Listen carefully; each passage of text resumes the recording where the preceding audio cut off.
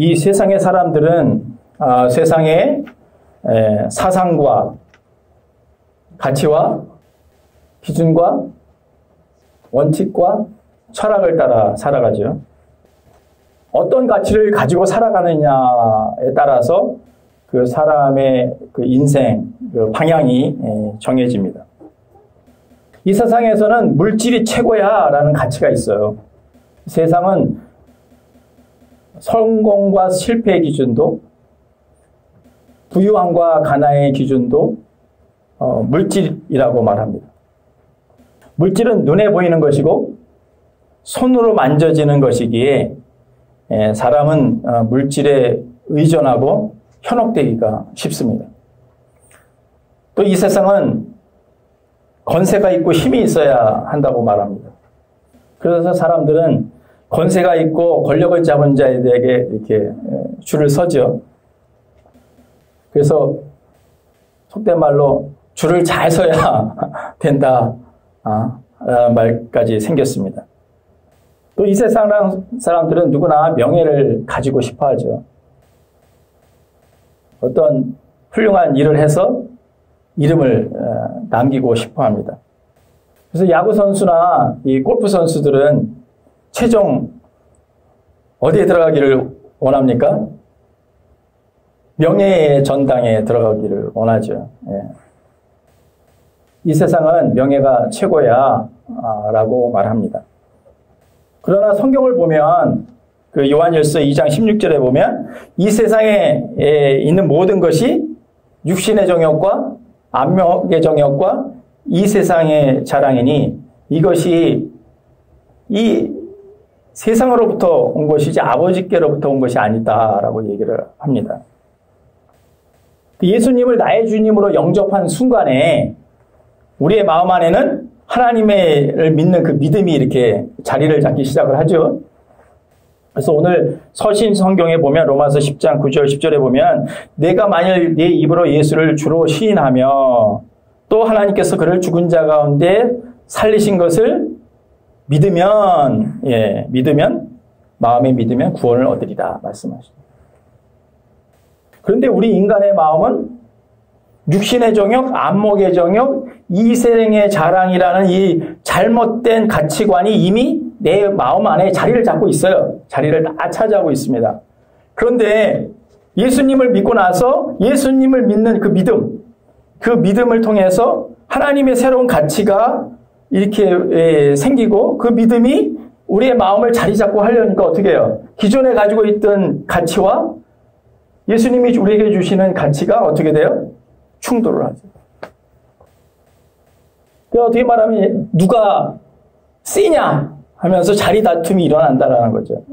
그래서 우리가 로마서에 보면 하나님의 법, 그 성령의 법이 어떻게 해요?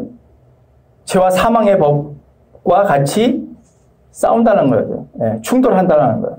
그래서 어느 쪽이 세냐에 따라서 센 쪽이 그 마음을 차지하고 살아가게 된다는 거죠. 그러니까 내 마음 안에 이 세상적인 어떤 가치, 그 마음이 있느냐, 아니면 내가 주님을 믿고 주님이 주시는 그 믿음과 가치, 하나님이 주시는 가치가 있느냐를 이렇게 잘 보면 내가 지금 뭘 따라가는지, 세상적인 가치를 따라가는지, 아니면 주님이 우리에게 주시는 그 가치를 따라가는지를 이렇게 볼 수가 있어요. 근데 우리가 주님을 영접을 하고 주님을 나의 주님으로 고백한 후에 경험하게 되는 것, 우리가 경험하게 되는 것은 우리가 신앙생활에 마귀의 유혹과 시험이 있다는 것입니다. 근데 정도의 차이는 있지만 크리스찬이라면 누구나가 마귀의 유혹과 시험을 겪으면서 살아가요. 그래서 성경은 우는 사자가 으르렁거리면서 삼킬 자를 찾는다고 얘기를 하죠. 지난 금요일 오후에 지난번에 예배에 참석했던 그 유학 시절에 같이 공부했던 그 동문들과 같이 식사를 하기 위해서 LA에 올라갔다 왔어요. 그래서 한 가정과 이렇게 같이 차를 타고 올라갔다가 이제 저녁을 잘 대접받고 그러고 이제 같이 내려왔는데 내려오면서 그 차에 탔던 한 분이 동문이 20년 전에 영세를 받았다고 그래요. 근데 자기는 지금까지 이렇게 그 성당을 다니면서 예수님이 하신 말씀은 너무나도 이렇게 좋다라고 얘기를 해요.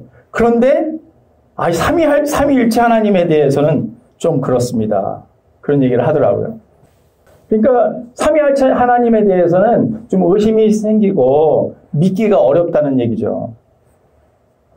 그래서 내려오면서 삼위일체로는 우리 인간의 이성과 어떤 과학으로 설명할 수 없는 어떤 그 이상의 그런 어떤 초월적인 그런 부분이라고 말씀을 드렸어요.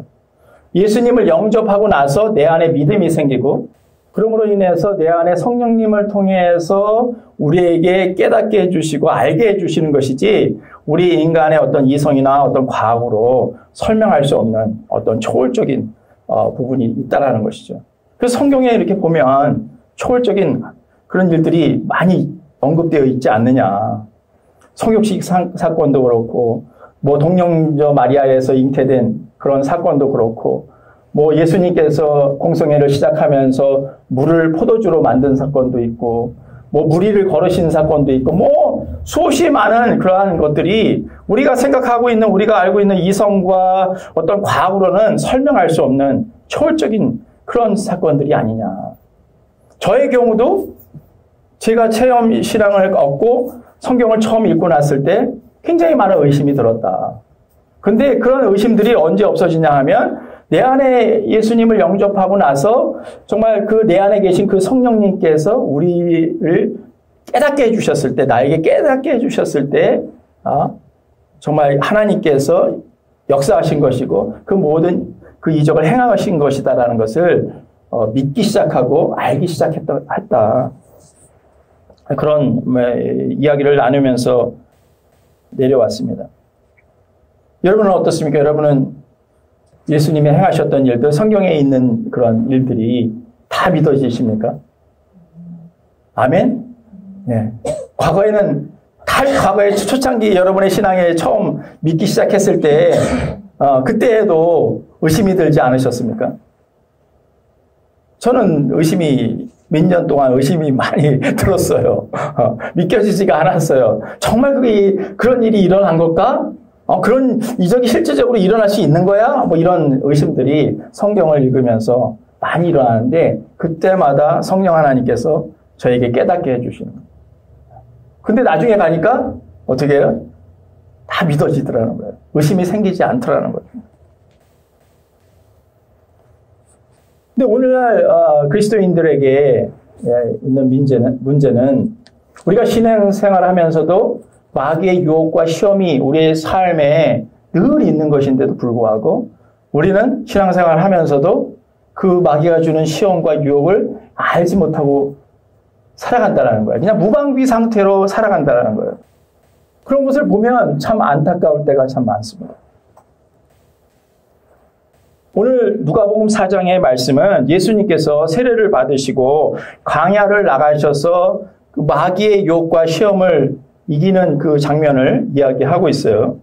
첫 번째 시험이 뭐냐 하면 마귀가 내가 만일 하나님의 아들이거든 여기 있는 돌들로 떡이라니까 약간 좀 마음에 안 오죠. 그래서 빵으로 만들겠습니다. 빵으로 이야기했어요. 그래서 성경에 보면 bread라고 써 있어요. 그러니까 돌들에게 명하여서 빵! 너의 지금 삶 속에 꼭 필요한 한번 이 빵을 만들어 봐라는 시험이에요. 예수님께서 40일을 금식하셨으니까 예수님이 에게 가장 지금 필요한 건 뭘까요? 가장 큰 유혹. 먹는 거잖아요. 그러니까 가장 그 예수님의 약한 점을 사단이 공격을 한 거죠. 그래서 네가 정말 하나님의 아들이거든 하면 이 돌을 빵으로 만들어 봐라고 시험을 한 것입니다. 그러니까 이 시험은 우리의 물질적인 첫 번째 우리의 어떤 물질적인 욕구, 그 다음에 육신의 정욕 이것에 대한 시험인 거죠. 그러니까 창세기 3장에 보면 하와가 선악과를 보니까 어떻게 보였다고요? 먹음직스럽게 보였다고 그랬죠. 먹음직스럽게. 그러니까 안목의 우리 육신의 정욕이죠. 예. 근데 예수님께서 신명기 8장 3절의 말씀을 인용해서 이 시험을 이기시죠. 사람이 빵으로만 살 것이 아니라고. 하나님의 입으로 나오는 말씀으로 살 것이라고 신명기 말씀을 인용해서 바로 이 마귀의 유혹을 물리치십니다. 여러분 신명기 8장 3절의 내용을 이렇게 쭉 보면 하나님께서 이스라엘 백성들을 출애굽시키신 다음에 가나안 땅으로 가게 안 하시고 광야로 몰아넣으시잖아요. 그래서 광야로 몰아넣으신 이유를 설명을 하고 있어요. 신명기 8장 3절 4절에서. 내가 너희를 광야로 몰아넣어서 사실은 몰아넣은 거죠. 넣어서 너를 어떻게 해요? 낮추게 하셨다고. 그리고 너희들을 줄이게 했다는 거죠. 그러면서 너도 알지 못하고 너희 조상들도 한 번도 경험해보지 못한 만나를 너희에게 먹이신 것은 사람이 빵으로만 사는 존재가 아니라 하나님의 입에서 나오는 말씀으로 사는 존재라는 것을 깨닫게 알게 하려 하시라 라고 얘기를 하고 말씀하고 있어요. 그러니까 광야로 이스라엘 백성들을 몰아넣은 것은 사람이란 존재는 이 육신의 정욕, 이 물질의 이것이 최고라는 이 가치로 살아가는 존재가 아니라 하나님의 입으로서 나오는 말씀을 먹고 사는 영적인 존재야. 초월적인 어떤 삶이 있는 거야. 우리가 현실적으로 살아가죠. 그 현실을 직시하며 살아갑니다. 그래서 우리에게 물질이 필요한 것을 우리가 알죠. 그렇기 때문에 사람들은 이렇게 열심히 노력하고 살아가요. 맞습니다. 그렇게 살아야죠. 열심히. 최선을 다해서 자기의 삶을 충실히 살아야죠. 그러나 그게 다가 아니라는 거죠. 하나님을 믿는 사람들 안에 영적인 세계, 초월적인 어떤 하나님의 세계가 있고, 그리고 사람은 반드시 빵으로만은 만족할 수 없다는 존재라는 거예요. 하나님의 말씀을 먹어야 사는 존재라는 것을 그렇게 깨닫게 하시려 함이라는 거죠. 그렇기 때문에 이스라엘 백성들에게 광야가 필요했던 거예요. 여러분 우리들 안에도 우리의 삶 속에서도 여러 가지 어려움과 고난과 우리 안에 인생의 광야가 있다는 것은 그 광야를 경험함으로 인해서 우리가 이 세상은 물질이 최고야, 힘이 최고야, 권세가 최고야, 명예가 최고야라는 그 세상 가치를 계속 주고 우리를 그렇게 살아가도록 이끌지만 우리 믿는 사람들 안에는 하나님이 주시는 그 하나님의 영적인 놀라운 더 큰 세계가 있고 우리는 하나님이 주시는 그 말씀과 은혜를 먹고 살아야만 존재라는 것을 우리가 어려움을 통해서 고난을 통해서 깨닫게 하시려는 의도가 있으시다는 거죠.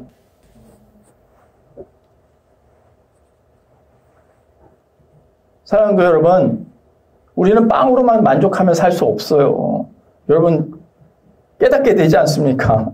내가 물질이 다 채워져서 내가 만족합니까? 아니죠. 주님의 은혜가 있고요. 아까 찬양 드렸듯이 그 찬양 가운데 주님의 은혜가 부어졌을 때 우리는 말할 수 없는 기쁨과 은혜가 넘치는 것입니다. 여러분, 주님으로 만족하는 여러분이 되시기를 축원합니다.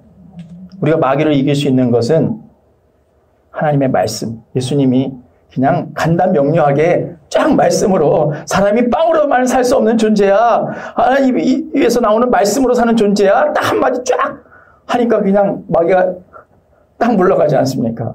우리도 말씀이 있으면 그 말씀으로 대적하면 마귀는 우리를 유혹한다 할지라도 우리는 승리할 수 있습니다.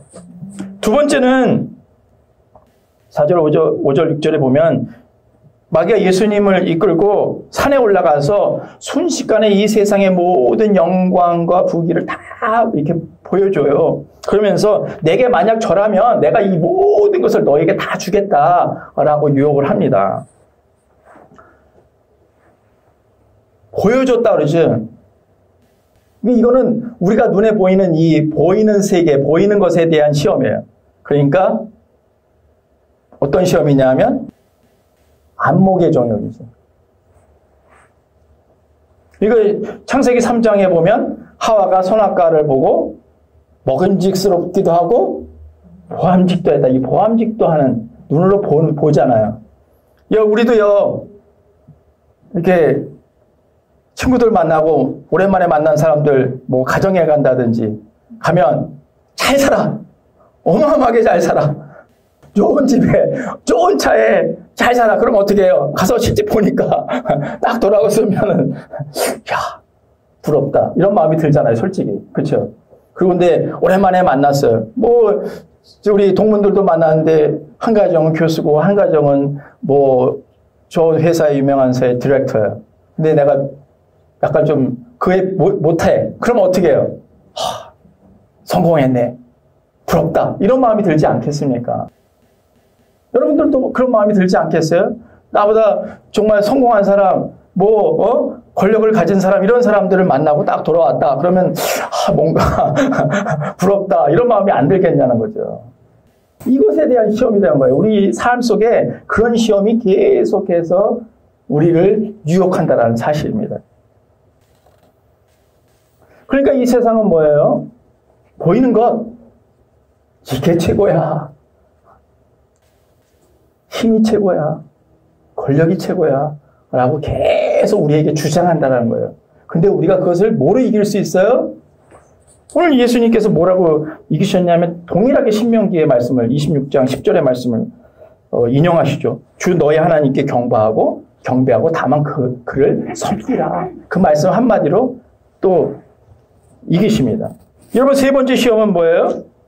마귀가 예수님을 믿고 예루살렘으로 가서 예루살렘 성전 그 꼭대기에다가 세우고 네가 만약 하나님의 아들이거든 그 성전에서 뛰어내려보라 라고 그렇게 유혹합니다. 이것은 이 생의 자랑에 대한 시험이에요. 뭔가 한번 사람들이 깜짝 놀랄 일, 굉장한 일 한번 해보라는 거예요. 그래서 이 세상에서 네가 정말 인정받고 대우받고 한번 살아보라는 거예요. 세상 사람들에게 한번 자랑을 한번 해보라는 거예요. 너 인생 정말 대단한 삶을 살았어. 대단한 사람이야. 라는 것을 한번 그렇게 한번 해보라는 거예요. 여러분 우리는 다른 사람들에게 인정받고자 하는 욕구가 있어요. 그렇죠? 다른 사람이 나를 보고 야, 참 대단한 분이시고 예, 참 제가 존경받을 만한 그런 사람입니다 라는 말을 들을 때 우리는 마음 안에 자기도 모르는 뭔가 이게 가 있어요. 그러니까 다른 사람들이 인정해주고 칭찬해주고 이렇게 하면 내 안에 이렇게 말할 수 없는 기쁨이 이렇게 쫙 올라옵니다. 인정해주세요. 그러면 저도 약간 이렇게 업되는 거예요. 이렇게 약간 뭔가 이렇게. 근데 그게 그냥 겸손한 마음으로 이렇게 받아들이면 되는데, 야, 내가 진짜 뭐 한지 하고 이렇게 시험에 넘어가면 안 되는 것이죠. 그래서 마귀는 계속해서 우리의 마음을 계속 흔들어 놔요. 세상적인 이 가치대로 살도록, 이 세상으로. 근데 분명히 요한일서에서 주님 말씀하시죠. 이 세상에 있는 모든 것이 육신의 정욕과 안목의 정욕과 이생의 자랑이니 이 모든 이 세상인 그것은 아버지께로 온 것이 아니고 이 세상으로부터 온 것이라고 우리에게 말씀하고 있는 것입니다. 근데 참 대단한 것은 이 마귀도 대단한 것은 오늘 우리가 읽은 시편 91편의 말씀을 인용해요. 이 마귀도 대단합니다. 말씀을 잘 알아요. 이 말씀을 딱 인용을 해가지고 뭐라고 얘기하냐면 91편 오늘 그 주보에 있는 11절에 보면 천사들에게 명해서 내 모든 길을 지키게 한번 해봐. 그리고 천사들을 통해서 네가 떨어지면 한번 그 돌에 부딪히지 않도록 그렇게 한번 해보라고 그렇게 말씀되어 있지 않느냐라면서 그 말씀을 인용을 해가지고 딱 예수님을 시험을 하고 있는 것이죠. 그러니까 이 마귀도 하나님의 말씀을 어느 정도는 알고 있다는 거예요. 놀랍지 않습니까? 우리는 하나님의 말씀을 잘 모르는데 때로는 이 마귀는 하나님의 말씀 시편까지 인용하면서 아주 교묘하게 공격한다는 사실이죠. 근데 동일하게 예수님은 신명기 6장 16절의 말씀을 인용을 하죠. 너의 하나님을 시험하지 말라 라고 딱 한마디 명쾌하게 아예 그냥 마귀의 공격을 말씀으로 그냥 이기십니다. 우리가 에베소서 6장에 있듯이 우리의 씨름은 뭐예요? 혈과 육에 대한 씨름이 아니죠. 이 세상에 있는 주관자들, 통치자들, 어둠의 세상의 주관자들, 하늘에 있는 악한 영들과의 싸움이라고 이야기를 하죠. 그러면서 뭐라고 얘기합니까? 전신갑주를 입어라 라고 얘기합니다. 전신갑주를 입어라. 그러면서 뭐라고 말씀하시냐면 17절에 성령의 검, 하나님의 말씀을 가지라 라고 얘기해요. 하나님의 말씀이 있으면 그것이 성령의 검으로서 모든 마귀를 능히 이길 수 있다라는 거예요. 그 말씀이 중요한 거죠. 여러분 말씀이 없는데 어떻게 무엇으로 무슨 무기로 마귀의 유혹과 시험을 이길 수 있겠습니까? 그리고 18절에 이렇게 가면 모든 기도와 간구로 무시로 성령 안에서 깨어 기도하라. 에베소서는 그렇게 권면해요. 깨어 기도하라. 그러니까 말씀으로 무장할 뿐만 아니라 성령 안에서 무시로 깨어 기도하라 라고 우리에게 권면을 하고 있습니다.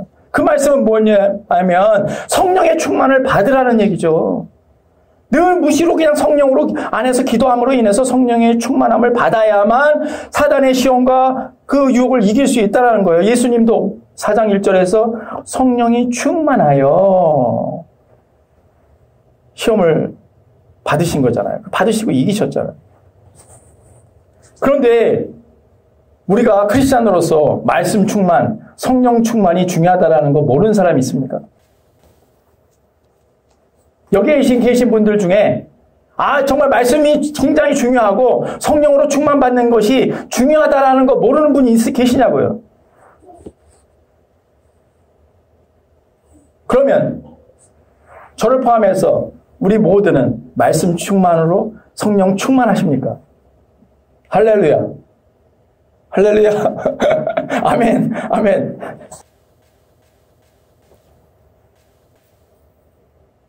우리가 이렇게 쉽게 대답할 수 없는 것은 말씀 충만, 성령 충만이 중요하다는 것 누구나도 다 알고 있어요. 그런데 문제는 뭐냐 하면 그냥 되지 않는다는 거예요. 저절로 되지 않는다는 거예요. 예수님 믿으면 그냥 성령 받으면 내 안에 성령 계신 그 성령님께서 저절로 나를 성령 충만하게 말씀 충만하게 이끄시지 않는다는 거예요. 성경은 우리에게 분명하게 뭐라고 말씀하냐 하면 힘쓰라. 깨어 기도하라. 힘쓰라고 얘기해요. 성령은. 우리 말씀은. 그러니까 힘쓰지 아니하면 말씀 충만이고 성령 충만이고 될 수 없다라는 거예요. 힘써야 되는 거예요. 그런데요, 어떤 분은 아주 열심히 힘쓰고 계세요. 제가 볼 때는. 우리 교우님들 과에서. 어떤 분은 별로 힘쓰지 않고 있는 것 같아요. 분명히 말씀이 중요하고 성령 충만이 중요하다는 거 알고 있죠. 당연히. 그런데 어떤 분은 열심히 힘을 써요. 어떤 분은 별로 힘을 안 쓰는 것 같아요. 어떤 분은 내가 말씀을 지금 하고 있는데 그 말씀을 여러분의 영으로 지금 받아들이고 있는 분이 계시다면 어떤 분은 지금 딴짓하고 계셔요. 딴 생각하고 있어요. 어떤 분은 말씀을 받아들이려고 애쓰고 있고 어떤 분은 그냥 말씀을 흘려보내듯이 듣고 있어요. 왜 그럴까? 여러분 왜 그럴 것 같습니까? 여러분 말씀 충만, 성령 충만 중요하다고 알고 있잖아요. 왜 그럴 것 같아요? 도대체 이유가 뭘까요?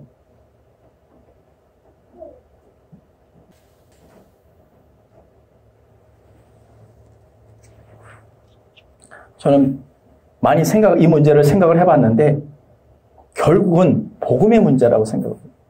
이 복음의 가치의 문제라고 저는 생각을 합니다. 예수님이 나의 삶의 최고가 아닌 거예요. 복음이 나에게 우선순위에 있지 않은 거예요. 예수님이 나의 삶에 우선순위에 있지 않은 거예요. 신앙생활 하지만. 복음이 나에게 최고의 가치라면, 예수님이 나의 삶의 최고 우선순위에 있다면 우리는 말씀을 소중히 여기고 말씀을 어찌하든지 말씀으로 채우려고 힘을 씁니다. 어찌하든지 성령 안에서 기도하려고 깨어 기도합니다.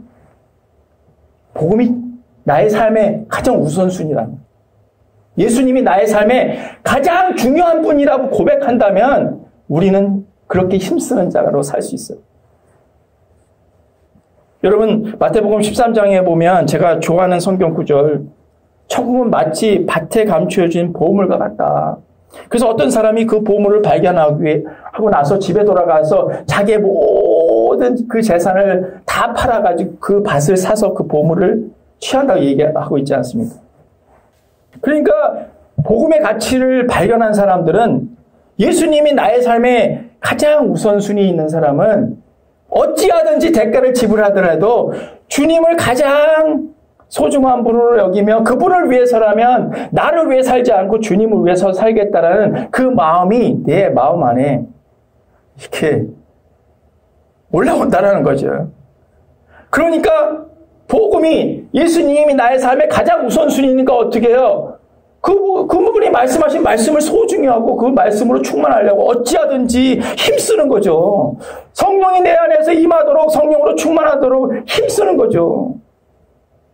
힘쓰지 않는 이유는, 제가 결론은 복음의 가치를 깨닫지 못했기 때문에, 예수님이 나의 삶의 우선순위에 있질 않아요. 예수님이 나의 전부는 아니에요. 한번 정확하게 한번 여러분의 마음을 한번 돌아보십시오. 예수님이 나의 삶의 가장 우선순위입니다. 나의 삶의 전부입니다.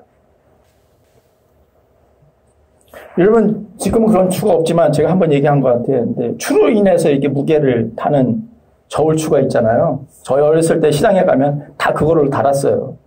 한쪽에 보물, 여러분이 가장 소중하게 여기는 가치를 달아.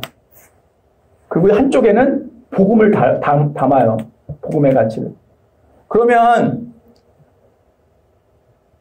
만약에 이쪽은 내가 가장 소중하게 여기는 거예요. 가치요. 이 세상적인 가치. 뭐든지 됐다 할지라도. 보물이라고 얘기를 한다 그런다면. 그래서 만약에 어느 쪽으로 이 복음의 가치가 이렇게 기인다면 내 안에 육신의 정욕, 어떤 물질적인 어떤 정욕, 어떤, 안목의 전혀 여러 가지 권력과 힘, 명예, 이생의 자랑, 이런 것보다 복음의 가치가 더 크면 어떻게 되겠어요? 이 저울추가.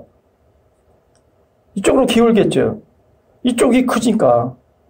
그러니까 어떻게 돼요? 아무리 마귀가 유혹을 해도 나에게 가장 중요한 것은 복음의 가치고 예수님이기 때문에 그것으로 이길 수 있다는 거죠.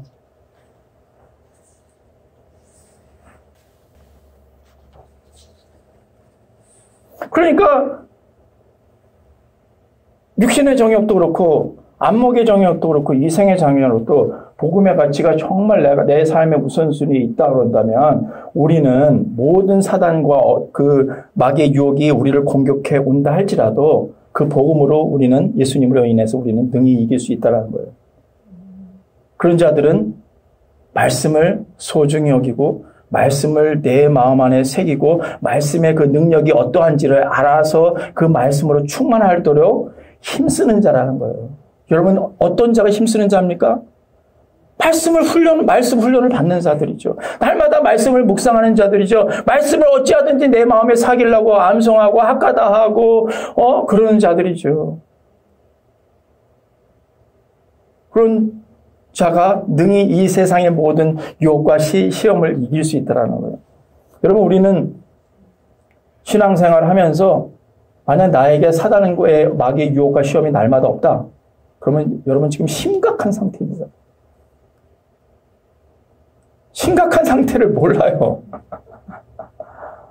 사단은요, 어찌하든지 계속 유혹과 시험, 이 세상 가치가 너의 삶에 필요한 거야. 그것이 너에게 중요한 거야. 라고 계속 우리를 유혹해요. 미혹해요. 날마다.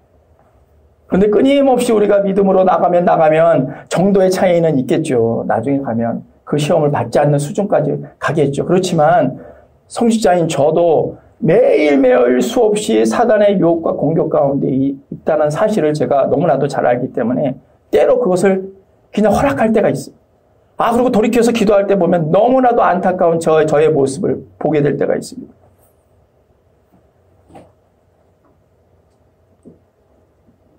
사랑하는 교회 여러분, 복음은 여러분에게 어떠한 가치입니까? 예수님은 여러분에게 어떠한 분이십니까? 주님은 우리에게 베드로에게 물어보셨던 것처럼 정말 네가 나를 사랑하니? 정말 나를 사랑해? 라고 물어보셔요, 여러분들. 나에게도. 정말 네가 나를 사랑해? 우리가 예배를 드리면서 찬양을 하면서 주님의 사랑 가운데 손을 들고 찬양했죠.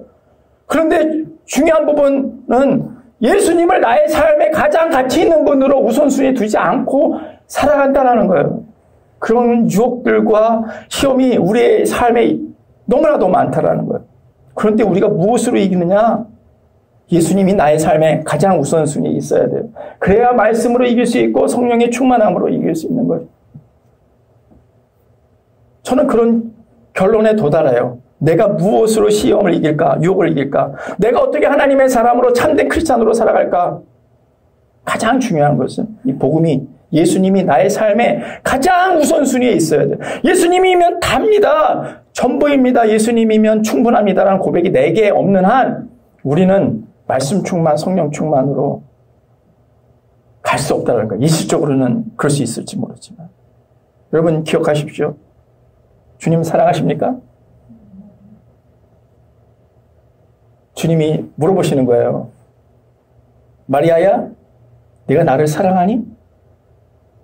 이 세상의 어떤 것보다도, 어떠한 사람보다도, 이 세상의 어떠한 가치보다도 나를 사랑하니? 여러분 아멘이라고 고백을 하신다면 가장 우선순위에 있는 그 주님을 정말 날마다 바라보시고 힘쓰는 여러분이 되시기를 축원합니다. 이 사순절 기간 동안 우리는 무엇을 힘쓸 것이냐? 날마다 말씀 충만하기 위해 힘써야 돼요. 날마다 성령으로 깨어 기도하기를 힘써야 돼요. 그렇지 않으면 여러분 이 세상에 수많은 교회들이 무너지고 있습니다. 여러분 수많은 크리스찬들이 우는 사자와 같이 으렁거리며 삼킬자를 찾는 이 악한 세대에 무너지고 있는 것을 너무나도 많이 봅니다. 신앙생활 하는 것 같지만 말씀이 들어가질 않아요. 왜 말씀이 안 들어갈까? 말씀을 소중하게 여기지 않기 때문에 그래요. 말씀이 나에게 필요하다는 것을 느끼지 못하기 때문에. 왜냐하면 복음이 나의 삶의 우선순위에 있지 않기 때문에. 예수님이 나의 삶의 가장 우선순위에 있는 사람들은 어찌하든지 말씀을 받으려고 해요. 어찌하든지 주님 안에 머물러 있으려고 해요. 어찌하든지 깨어서 기도하면서 이 사단의 유혹과 시험에서 이기려고 합니다. 넘어지죠. 저라고 넘어지죠. 안 넘어질 수 있습니다. 매일 넘어지죠. 그렇지만 다시 일어나는 거예요. 왜냐하면 주님이 우리와 함께하기 때문에. 그분의 복음이 우리를 살기 때문에 그 말씀이 우리의 절대가치이기 때문에 우리는 주님께 나가는 거예요. 그래서 날마다 성숙한 그 자리로 선택하며 나가는 것이지 우리가 예수님 믿었다고 갑자기 성숙한 사람이 되는 게 아니지 않습니까? 사랑하는 여러분, 저는 우리 교우분들이 정말 복음이 나의 절대가치이기를 축원합니다. 나의 삶에 가장 우선순위에 있는 그런 삶을 살기를 축원합니다. 여러분 그럴 때 우리는 주님의 사람으로 살 수 있어요.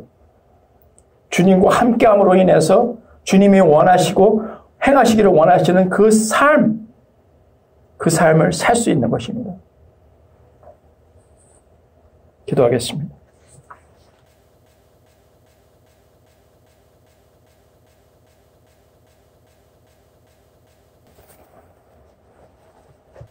여러분의 마음 안에 전쟁이 일어나고 있지 않습니까? 하루에도 수없이. 여러분은 이 세상적인 가치, 우리가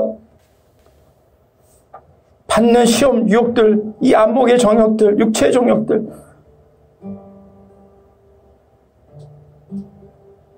그리고 이 생의 자랑들, 이런 것들이 수없이 계속해서 끊임없이 유혹하고 시험하지 않습니까?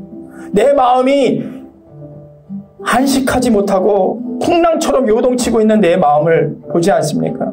우리가 이 세상이 악한 세대 속에서 정말 마귀가 우는 사자처럼 우리를 으렁거리며 산길자를 찾고 있는 이 악한 이 세대에 우리가 무엇으로 능히 시험을 이길 수 있겠습니까? 정말 예수님 하셨던 것처럼 하나님의 말씀을 내 마음에 새겨서 그 말씀으로 명쾌하게 사단을 물리치는 방법밖에 없습니다.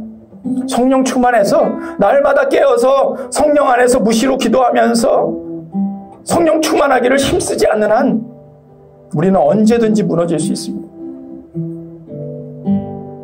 여러분, 정말 주님을 사랑한다고 고백한다면 우리는 그 고백 안에는 예수님을 나의 삶의 가장 우선순위로 최고로 둔다는 고백입니다. 다시 한번 이 사순절 기간 동안에 우리가 나의 삶이 정말 내가 주님을로 가장 만족하며 주님을 가장 우선순위에 두고 살아가는 존재인지를 하나님 점검하는 시간이 되었으면 좋겠습니다.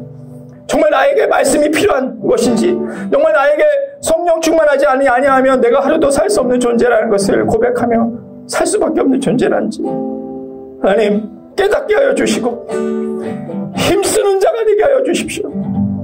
어찌하든지 하나님 말씀 충만으로 성령 충만으로 힘쓰는 자가 되게 하셔서 하나님이 우리에게 이 땅을 대신해서 맡겨주신 그 하나님의 놀라운 구속 역사를 하나님 대행자로 왕같은 제사장으로 그렇게 살 수 있도록 하나님 우리 모두를 축복하여 주십시오. 말씀 충만 성령 충만하게 하여 주옵소서.